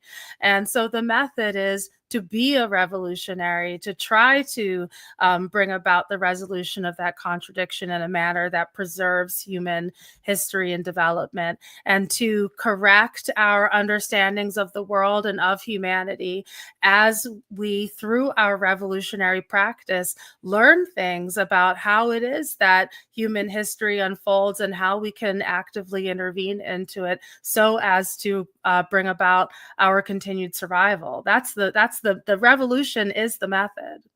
Okay. Well, I think that for this discussion, and I do hope that this is not your only appearance on the show, by the way. They have a for because you've mentioned methodological holism a bunch of times, and I do really want to get into that, but I think I also understand that there's probably like subjecting the audience to more than half an hour at a time of method. Although, you know what, Ben, this is the first conversation I've had about the book where we've gotten into deep in the weeds of method. And actually, I've been thinking to myself, there are people out there who are probably eating this up, because it really is important stuff. I love that you're asking these questions, because in a way, I mean, there's a sense in which this is the main intervention of the book, is to right. And so, I mean, it runs through the entire argument, is to try to show that you got to be a revolutionary if you want to understand the world. That's what Marx thought, and that's what I think. And so I don't know. I think it's great that we've gotten into this. Fair enough. Well, good. So I do want to, before we're done though, I do want to get into like a little bit of the specifics about conclusions, right? I mean, I don't want to leave people hanging on that, although again, read the book. But so you spend a fair amount of the book talking about, the difference between how you think, like your reading of Marx, and that you're endorsing, right? How that's different from the way that other, ethical visions, see things. So you've got a chapter on Marx and Kant. You've got Marx and utilitarianism. There's Marx and Christianity, and I know we're not going to be able to do justice to all of those, right? Because you spend. You do go into pretty great depth about all of this, and like in the utilitarianism chapter, there's a whole riff on Marx and Bentham, and then there's like a whole different thing on Marx and Mill, and it's covering not just the sort of like Mill's kind of core writings about utilitarianism as a moral theory, but like also Mill's writings about political economy and and Marx's critique of that. But I do want to give people at least like a flavor of what's going on in these chapters, right? So because earlier you kind of said like, okay, one way, one reason why, in fact, you think that the methodological discussion is so important is that, if you're sort of, particularly if you're thinking about the normative side of things, because it's like, okay, one thing to say, Marx obviously has like a lot of, really distinctive things to say about how, modes of production rise and fall over the course of history, and how they, give rise to, legal and political systems and all that stuff. But But like if you're just kind of thinking about sort of conclusions, the sort of like bare bones normative ideals, then you kind of said something jokey earlier about like, look, I mean, if all you want is solidarity and brotherhood, and like you already got that in Jesus, right? Right. We're done. What do you need Marx for? So, Right. So maybe that'd be an interesting one to touch on, right? Because you do have a chapter on Marx and Christian ethics. Mm-hmm. Oh yeah, it's interesting. Yeah, so I start, or I think no, I think it's in the introduction to the whole chapter, which is a survey of Marx on rival moral theories, and I talk about how sort of Christian metaphysics, it actually does embrace what Marx thinks, which is that the world is in constant change and dynamism, right? That there's all sorts of impermanence. But it just regards that impermanence as suspect, right? And as obviously not the sort of thing that could be real or true.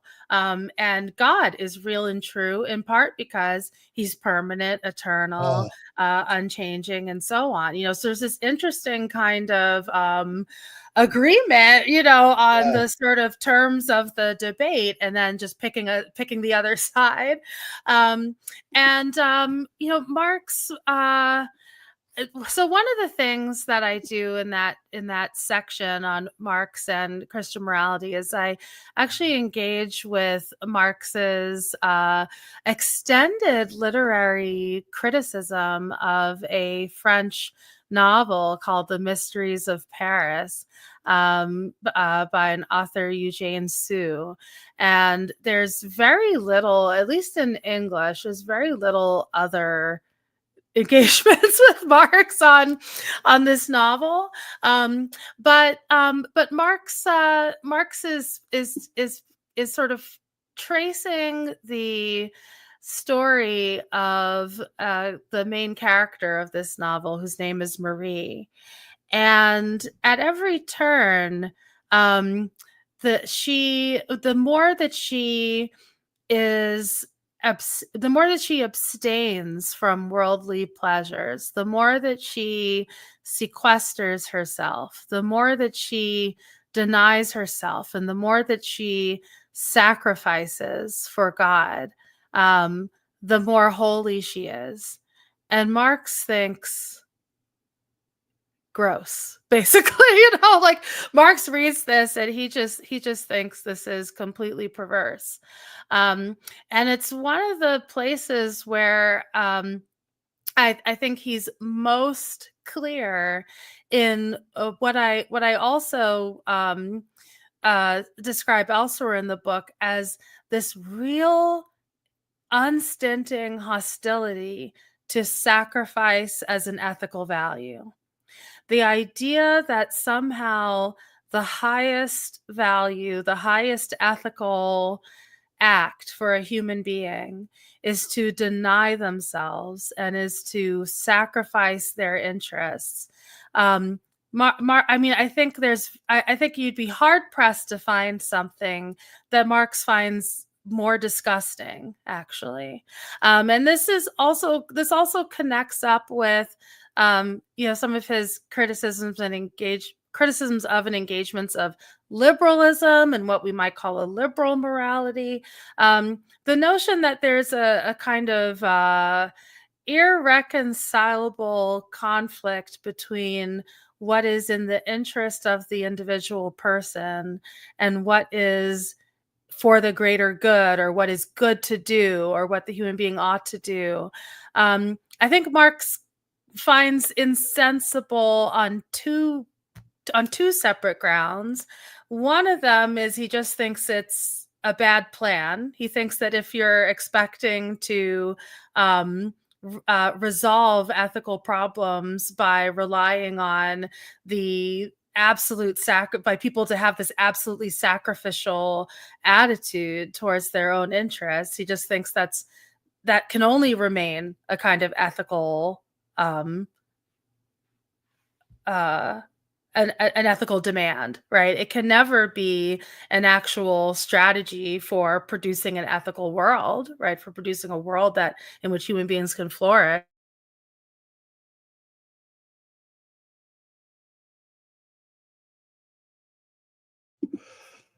All right. Well, with any luck, we will have Vanessa back. There we go. All right. Yeah, okay, sorry, I got a little flash that was like, "Something happened on our end, try again." So I tried again, and now I'm back. Excellent. So I think he thinks it's problematic on that Yeah. basis.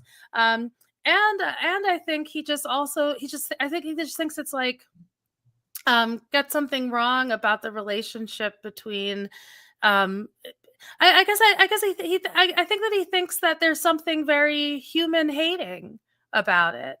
And as a humanist, he's not into it. Yeah. Marx writes that man is the highest being for man, and I think that's something that he thinks all throughout his corpus.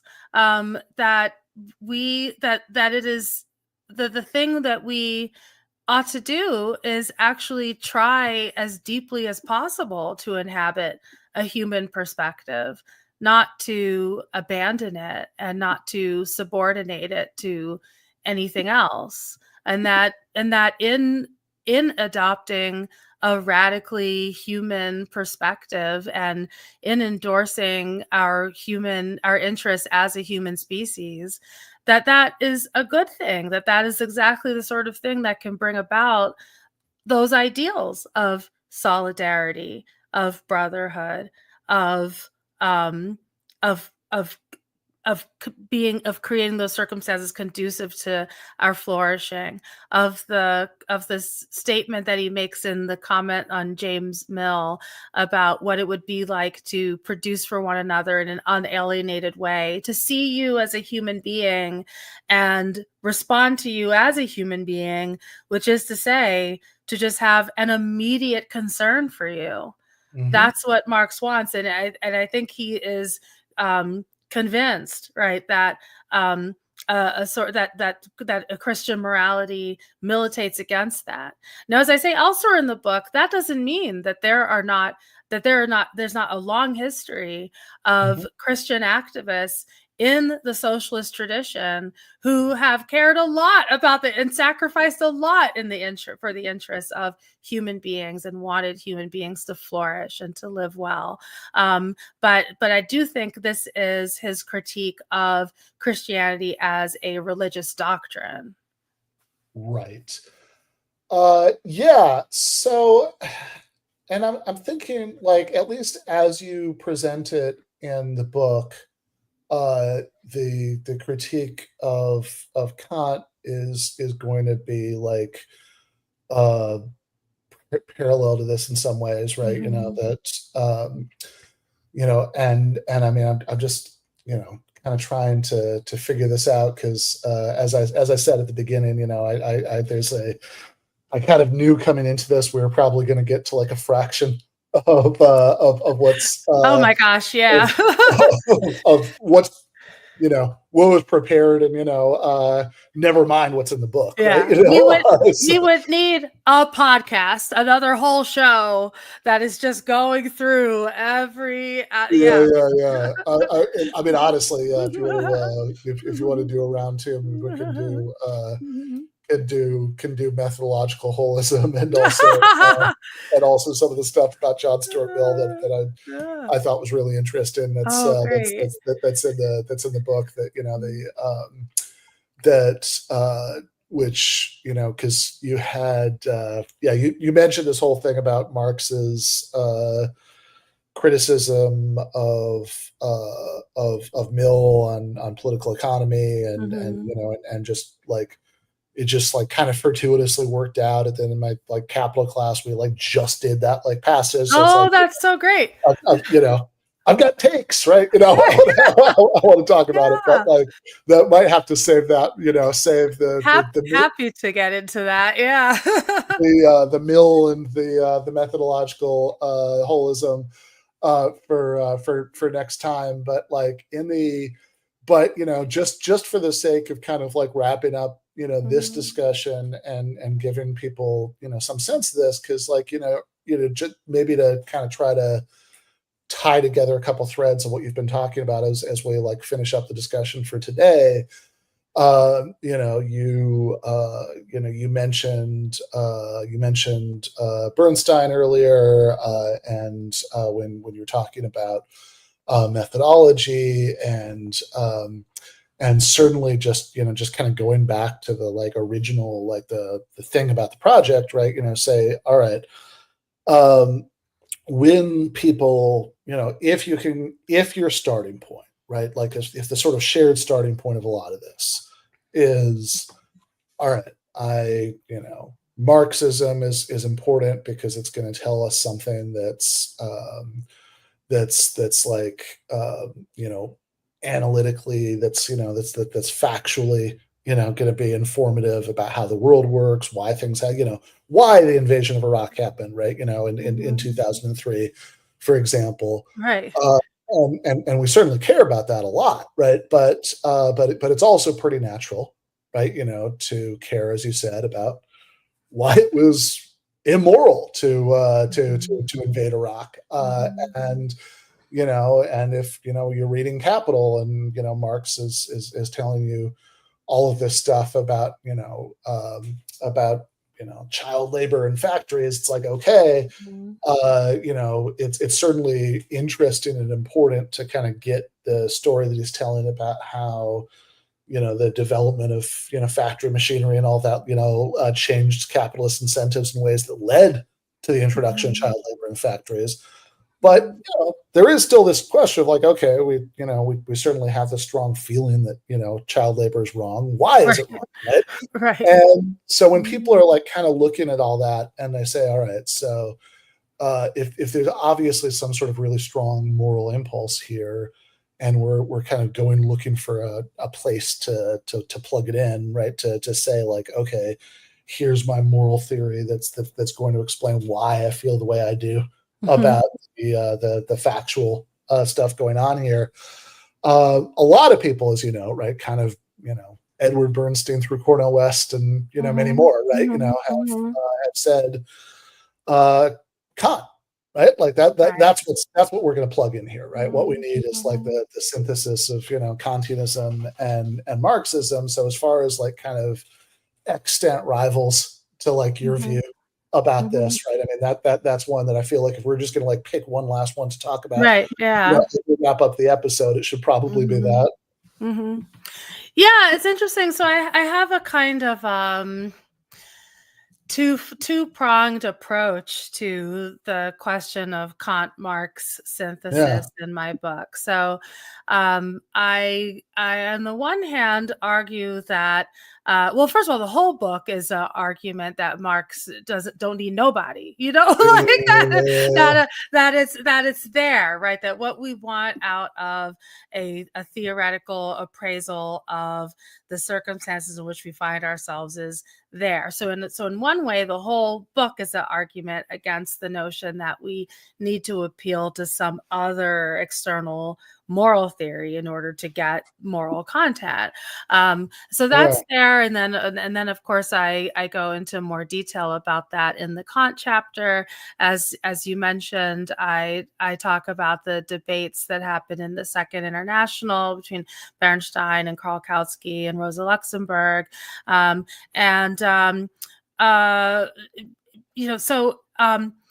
So Kant famously, as we all know, right, has a moral theory that is centered on the notion of the spontaneous free will. And that is absolutely alien to Marx's worldview. There's no place for it. His historical materialism is completely incompatible with the idea that there exists some ideal or spiritual or conceptual, completely immaterial self or piece of a self or aspect, whatever you want to call it, right? Some kind of willing subject that is purely ideal in character, and that is undetermined determined by the material world. There's no place for that in Marx's view. And if you endorse it, then you have to be abandoning what I think are some important and essential methodological features of his view.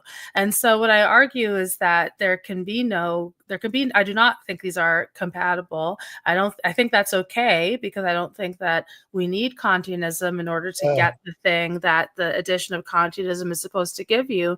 But I also, interestingly, part of what I do in that chapter is, there are Kantians who are like, Marxists, we're just trying to help you out. Like, we want to be with you, but you guys need a moral theory, and we've got one, and it's pretty good, which is I actually think is a totally reasonable approach. But the problem is that if they're right, if it really is true that Marxist theory is incoherent without the contribution of Kantian morality, that would actually be so much the worse for Marxism, because it cannot be reconciled with the key aspect of Kant's ethics, and that's even true. So there's also an argument to be made that the most coherent presentation of Kant's moral theory doesn't exist in his expressly moral philosophy, but appears elsewhere in his political writings. And I think that is actually true, that there's that there you do get more of a sense of Kant thinking that the world has to be organized in a particular way in order for people to engage in moral reasoning reliably. So you do get, I think, a better, more full picture, and one that might be more easily made compatible with Marx. But even there, you still get that Kant is relying on the notion of the spontaneous free will, and there's no way, you cannot square that with Marx. There's no way.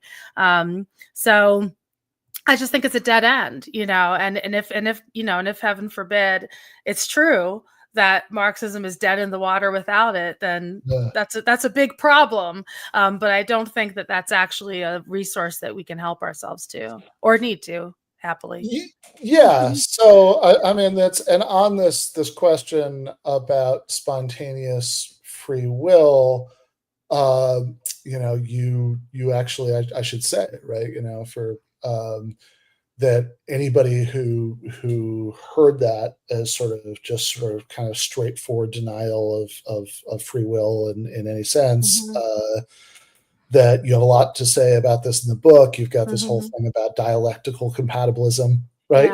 Between free will and determinism. Or I would say freedom, because free will, there's different things you can mean by free will. I think you could plausibly, I think the way that you're glossing free will is totally plausible. But in the book, I keep that notion to mean just the spontaneous free will, the kind of thing Kant has in view. And then I refer to freedom, right? Where freedom is, I think, in a lineage more with Hegel, with Aristotle, the kind of like full flourishing expression of our nature. Gotcha. Yeah. So I guess you did seem to me to be like relating those questions, right? So there's like, because when you say it the way you just said it, right? Like that sort of presents it as like what we're talking about. We talk about freedom at this point is this kind of like normative goal of letting people flourish in the whatever stuff Marx always says, full play of their physical, mental powers and all that stuff, right? And of course, sure, that's very important, right? But then you do also seem at points in the book to be presenting this as having something to do with freedom in the sense that seems to be invoked when, for example, people argue about how rigidly deterministic Marx's theory of Right. history is, or like, when you think about like what Marx means when he says, famously in the 18th Brumaire, right, men make their own history, even if they don't make it under circumstances of their own choosing. So I think that, like how much ultimately this is going to have to do with your point about Kantian ethics, I'm less sure, right? But I mean, I think that, part of the thing there is, as you say, there are different things that somebody could mean by free will, right? So the question is, do you, to kind of make sense of some, Kantian or, Kantianish, moral view, do you need this kind of free will that's so radical that we can't make sense of it, within the terms of the phenomenal world, right? That's and that's a big question, just about how, right? Like about Yeah, how, that's right. yeah. Yeah, but that's a really interesting way to frame it. Yeah. And I think a helpful one. Yeah.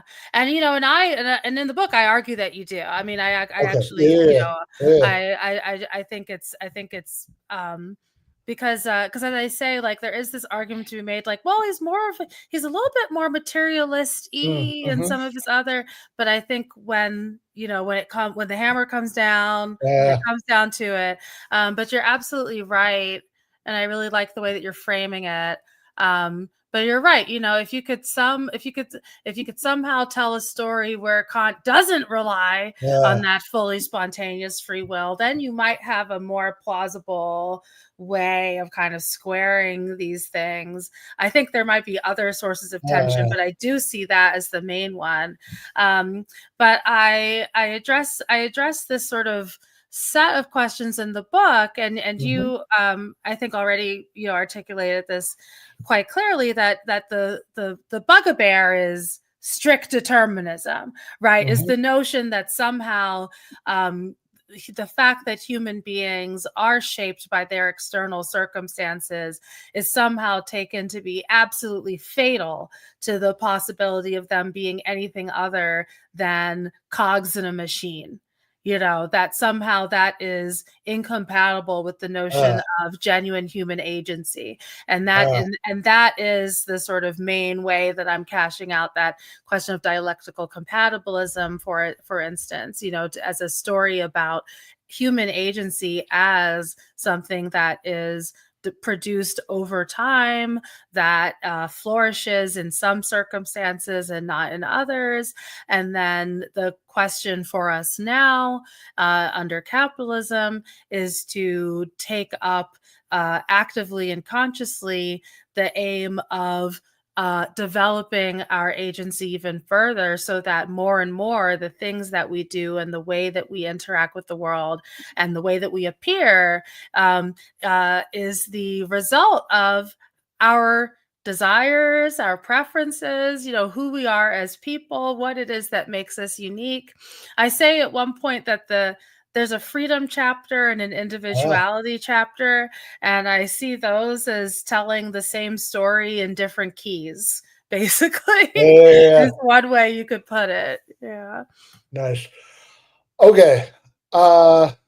Vanessa, well, can I get you back for a round two so we can do? Happily, yeah. This has been fantastic. Methodological holism and John Stuart Mill and a bunch of the other stuff that we didn't talk about. Absolutely, absolutely. This was a lot of fun, and as I say, like we got into some areas of the book that I haven't had an opportunity to talk about in this kind of format. So this is really great, and I really hope that those who get an opportunity to listen to this find it helpful to sort of further illuminating some of the implications of the book, and I hope they read the book.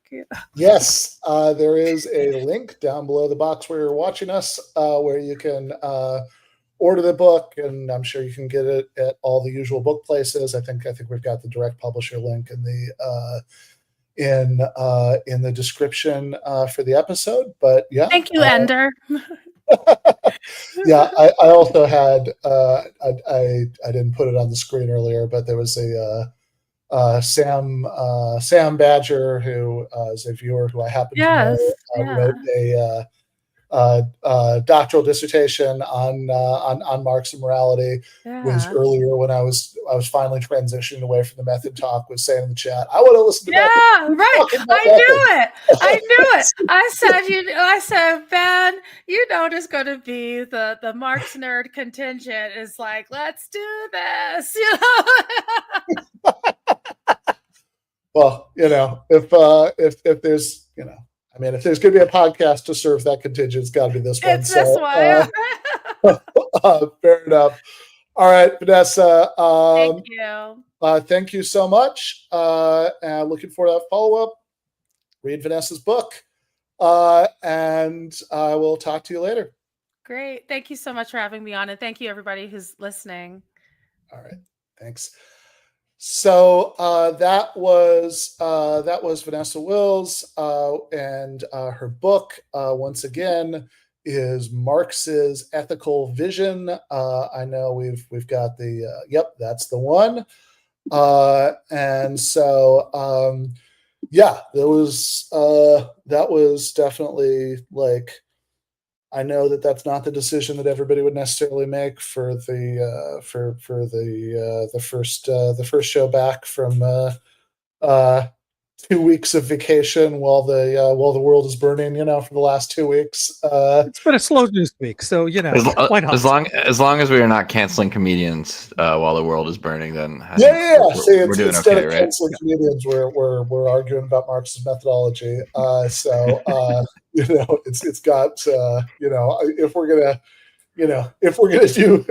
do something a bit non-pragmatic during that time period, that would be what I would prefer to do. But I certainly enjoyed the hell out of that. But in any case, we are going to go for much less highfalutin content.